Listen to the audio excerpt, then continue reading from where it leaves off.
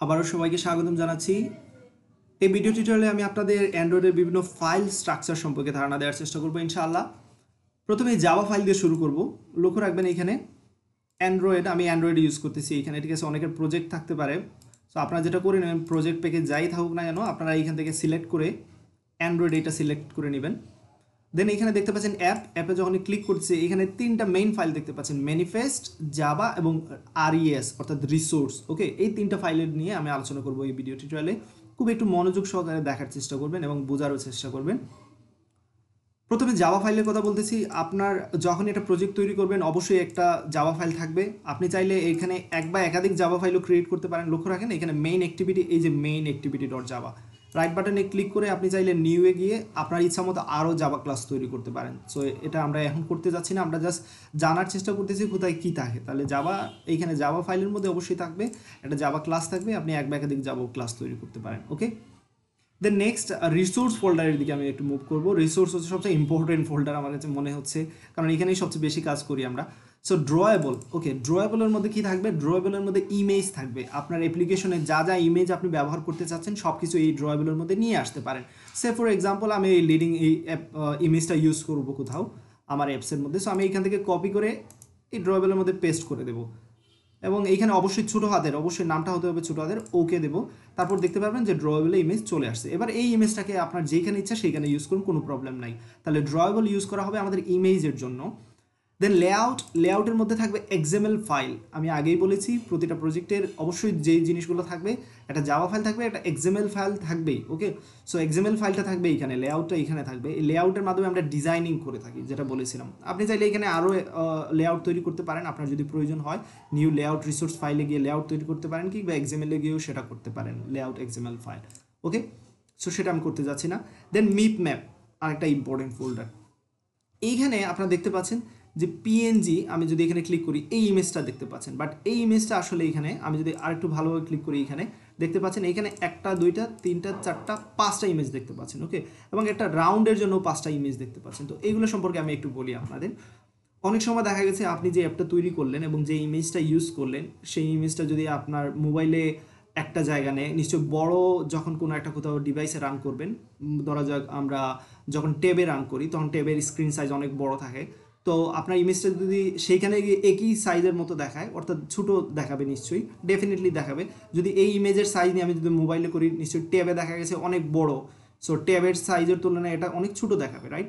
So এখানে আসলে two be honest, একটু ক্লিয়ারলি যদি বলি, সহজভাবে বলি, বিভিন্ন সাইজের ইমেজ রাখা হয় এবং এই বিভিন্ন সাইজের ইমেজগুলো কি হয়, বিভিন্ন সাইজের ডিভাইসের সাথে ম্যাচ করে নেয়, নিজেদেরকে অটোমেটিক্যালি ম্যাচ করে নেয়। সো ছোটো ডিভাইসের জন্য হয়তোবা এই ইমেজটা ব্যবহার হবে, এটা বাই ডিফল্ট ওইখানে গিয়ে সেট হয়ে যাবে। আর একটু বড় ইমেজের জন্য এটা ইউজ করা হতে পারে, আর একটু বড় ইমেজের জন্য এটা অটোমেটিক্যালি চুজ করে নেবে, আর একটু বড়োর জন্য। সো এরকম জাস্ট আমি আপনাদের বোঝালাম। ওকে, সো ডিভাইসের উপর ভিত্তি করে এখান থেকে যে সাইজের ইমেজ ব্যবহার করার দরকার সেটা তারা করবে। ওকে, দেন ভ্যালুজ, আরেকটা ফোল্ডারের দিকে আমরা মুভ করি এবার। ওকে, বেলুজ নিয়ে এবার আলোচনা করি। বেলুজের মধ্যে আপনারা দেখতে পাচ্ছেন এখানে তিনটি এক্সএমএল ফাইল আছে, colours XML file, string XML file, styles XML file. Colour XML ফাইলে কী কী আছে দেখতে পাচ্ছেন, বিভিন্ন কালারের নেম আছে। রিসোর্সের মধ্যে আমরা দেখতে পাচ্ছি বিভিন্ন কালারের নেম আছে। আপনি চাইলে আপনার ইচ্ছা মতো একটা কালার তৈরি করতে পারেন, যেটা পরবর্তীতে আপনারা ইউজ করতে পারবেন। সো এখানে লিখবেন কালার, দেন একটা ট্যাগের নাম দিবেন, এইখানে অ্যাট্রিবিউটের নাম দিবেন, দিচ্ছি নেম, এবং যে কোনো নাম দিতে পারেন আপনার। এখানে ধরা যাক আমি রেড দিতে চাচ্ছি, এটা রেড কালার তৈরি করবো, তো এখানে রেড দিচ্ছি। ওকে, প্রত্যেকটা অবশ্যই একটা নাম লাগবে, কারণ এই নাম অনুযায়ী এই নেম অ্যাট্রিবিউটের মাধ্যমেই আমরা কী করবো, পরবর্তীতে তাদেরকে অ্যাক্সেস করবো। ওকে, কোথাও যে কোনো জায়গা থেকে তাদের আমরা অ্যাক্সেস করব এই অ্যাট্রিবিউটের মাধ্যমে। তো অবশ্যই নেমগুলো অবশ্যই আইডেন্টিক্যাল হতে হবে, ডিফারেন্ট হতে হবে, সেম হলে হবে না। আর এইখানে আপনার তারপর যে কোনো একটা রেড কালারের জন্য যে কোডটা দরকার সেই কোডটা এখানে আপনার পাস করে দিতে পারেন। সে ফর এক্সাম্পল আমি দিচ্ছি FF22। ওকে, সো রেড কালারের কোড হচ্ছে এটা, এবং পরবর্তীতে এটা আমরা ইউজ করতে পারবো। সো এইভাবে এইখানে আপনারা ইচ্ছা মতো কালার তৈরি করে রেখে দিতে পারেন, পরবর্তীতে আপনারা এই নেমের মাধ্যমে সেটাকে ইউজ করতে পারবেন। ওকে, তো এতটুকু অনেক কিছুই দেখে ফেলেছেন আপনারা, এগুলো ক্লোজ করে দিচ্ছি বোঝার সুবিধার জন্য। ইন কেস আপনার এক্সএমএল ফাইল যেটা আছে, এই লিনিয়ার লেআউট আমি এখানে নিয়ে আসলাম, আপনি চাচ্ছেন এই লিনিয়ার লেআউটের ব্যাকগ্রাউন্ড কালার লাল করবেন। সো এখান থেকে যে কালারটা ইউজ করেছেন সেটা কীভাবে ব্যবহার করে আমি বলে দিচ্ছি। ব্যাকগ্রাউন্ড নামে একটা অ্যাট্রিবিউট আছে, সেটা ইউজ করতে পারি আমরা।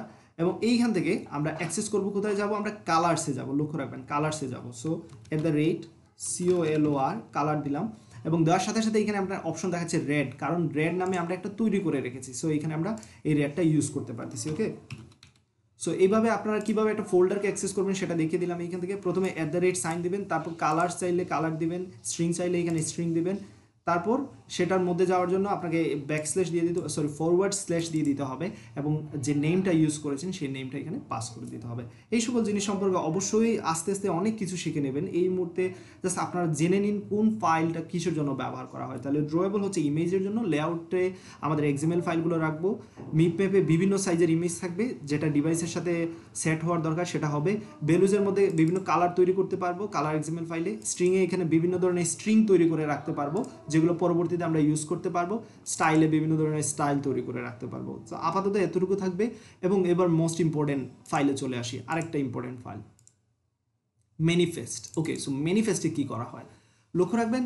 ম্যানিফেস্টের মধ্যে এইখানে দেখতে পাচ্ছেন আপনার ম্যানিফেস্টের যে ট্যাগটা এবং তার মধ্যে অ্যাপ্লিকেশন দেখতে পাচ্ছেন। এই যে অ্যাপ্লিকেশন এতটুকু থেকে শুরু হয়ে এখানে শেষ হয়েছে এবং এই অ্যাপ্লিকেশনের মধ্যে আপনারা দেখতে পাচ্ছেন অ্যাক্টিভিটি নামে একটা ট্যাগ আছে। ওকে, সো আমরা যতগুলো অ্যাক্টিভিটি তৈরি করব, উদাহরণস্বরূপ এখানে মেইন অ্যাক্টিভিটি আপনারা দেখতে পাচ্ছেন, এই যে মেইন অ্যাক্টিভিটি এখান থেকে মেইন অ্যাক্টিভিটিকে কল দেওয়া হয়েছে। ওকে, সো যতগুলো অ্যাক্টিভিটি তৈরি করবেন এইখানে তার বর্ণনা থাকবে ম্যানিফেস্ট ফাইলে। ওকে, যত সময় যাবে আপনারা তত বেশি ম্যানিফেস্ট সম্পর্কে ধারণা লাভ করবেন নিঃসন্দেহে। বাট এই মুহূর্তে যা যা বোঝার এখান থেকে বুঝে নিন। যখনই আমাদের অ্যাপ্লিকেশন রান করি প্রথমে এই ম্যানিফেস্ট ফাইল থেকে আসলে রানটা শুরু হয় এবং ম্যানিফেস্ট এইখানে বলা আছে যে কোন অ্যাক্টিভিটিটা আগে শুরু হবে। এই যে কোন আপনার এখানে এক বা একাধিক অ্যাক্টিভিটি থাকতে পারে, সে ফর এক্সাম্পল আরেকটা অ্যাক্টিভিটি থাকতে পারে, এখানে যে কোনো নাম থাকতে পারে অ্যাক্টিভিটির নাম। সো সেটা আমি এইখানে দেখাতে যাচ্ছি না, সেটা কমপ্লিকেটেড করতে চাচ্ছি না।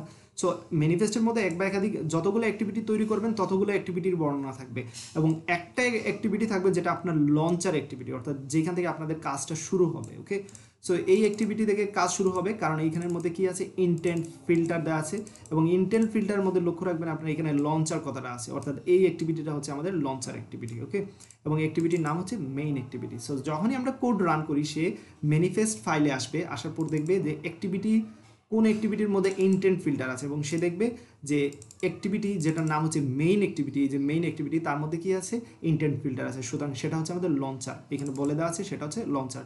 সো রান করার সাথে সাথে প্রথমে মেইন অ্যাক্টিভিটিতে চলে আসবে। মেইন অ্যাক্টিভিটিতে আসার পর দেখতে পাচ্ছে এইখানে আপনারা দেখতে পাচ্ছেন set contained view r.layout.activity main, সে অ্যাক্টিভিটি মেইন লেআউটটাকে কী করবে, লোড করবে এবং অ্যাক্টিভিটি মেইন লেআউটটাকে এই যে এটা যেটা আপনি ডিজাইন করেছেন এবং তারপর অন্যান্য কাজ এখান থেকে হওয়া শুরু করবে। তাহলে প্রথমে ম্যানিফেস্ট ফাইল কল হচ্ছে, তারপর ম্যানিফেস্ট ফাইলের মধ্যে থেকে জাভা ফাইলে আসতেছি এবং জাভা ফাইল থেকে তারপর আমরা এক্সএমএল ফাইলে আসতেছি। আশা করি এতটুকু আপনারা বুঝতে পেরেছেন। পরবর্তী ভিডিও টিউটোরিয়াল থেকে আমাদের রিয়েল অ্যান্ড্রয়েড ডেভেলপিং শুরু হয়ে যাবে। আমরা বিভিন্ন ধরনের ভিউ সম্পর্কে জানার চেষ্টা করব, বিভিন্ন ধরনের উইজেট সম্পর্কে জানার চেষ্টা করবো ইনশাআল্লাহ। ওকে, সবাই ভালো থাকুন, সুস্থ থাকুন, আল্লাহ হাফিজ।